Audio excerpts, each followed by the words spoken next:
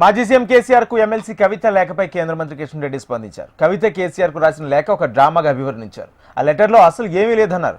BRS అంటే daddy daughter son party అని comment చేశారు. కుటుంబ సభ్యుల పార్టీలు దేశానికి ప్రమాదకరమన్నారు కిషన్ రెడ్డి. బీఆర్ఎస్ పార్టీ మునిగిపోతున్న నావలాంటిదన్నారు. కాళేశ్వరంపై సిబిఐ విచారణకు కేంద్ర మంత్రి కిషన్ రెడ్డి డిమాండ్ చేశారు.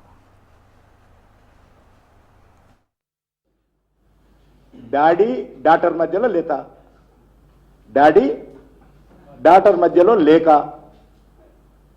అది అంతర్గత ఉత్తరము. అది ఏం ఉత్తరమో కూడా తెలియదు. మరి దానిపైన మనకి ఎందుకు అంత ఆత్రత అని అడుగుతాను. దీనికి అంత ప్రాధాన్యత ఇవ్వాల్సిన అవసరం లేదు. అఫీషియల్గా చెప్తా ఉన్నాను. డాడీ డాటర్ మధ్యలో జరిగినటువంటి ఉత్తరానికి అంత ప్రాధాన్యత ఇవ్వాల్సిన అవసరం లేదు.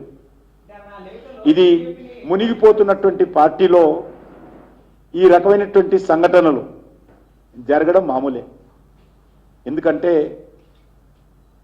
అసలు కుటుంబ పార్టీలే దేశానికి ప్రమాదం. కుటుంబ పార్టీలు ఉంటేనే ఈ రకమైనటువంటి పరిస్థితులు వస్తాయి. గతంలో కూడా చెప్పాము, ఈ కుటుంబ పార్టీలలో ప్రజాస్వామ్యం ఉండదు. ఈ కుటుంబ పార్టీలలో ప్రజల యొక్క సంక్షేమం ఉండదు. కుటుంబ సంక్షేమము అధికారమే ప్రధానంగా ఉంటుంది.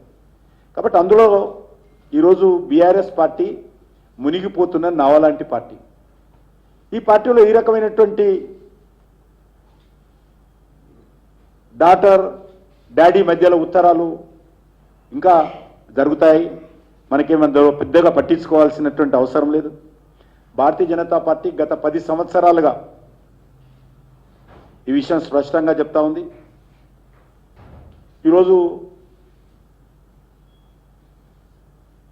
కుటుంబ పార్టీలు ప్రజల కొంపలు ముంచుతాయి అనే విషయం ముందే చెప్పాము. ఇది మనకు కనిపిస్తూ ఉంది. డాడీ డాటర్ ఉత్తరం ఒక డ్రామా. అందులో ఏం కంటెంట్ లేదు. నేను చదివింది అది. మరి ఆ కంటెంట్ ఏందో నాకైతే అర్థం కాలేదు. ఆ ఉత్తరం ఎందుకు రాసిందో అర్థం కాలేదు. డాడీ డాటర్ మధ్యలో మాటలు లేవనే విషయం ఇప్పుడే తెలిసింది. మేము ఇన్ని రోజులుగా చెప్తా ఉన్నాం, కేసీఆర్ ఏ రోజు కూడా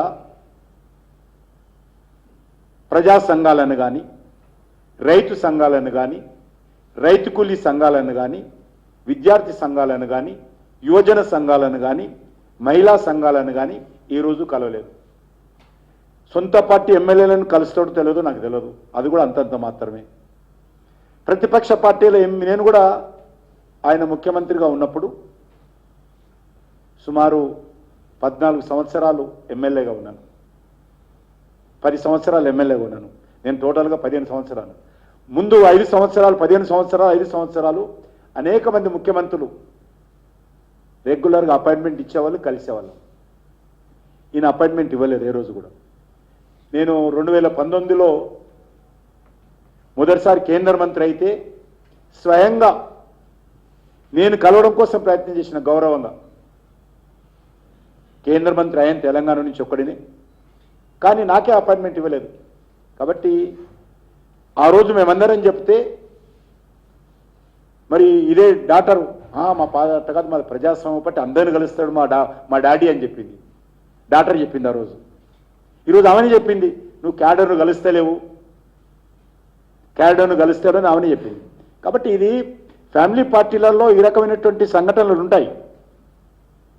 ఇది BRS party daddy daughter son party.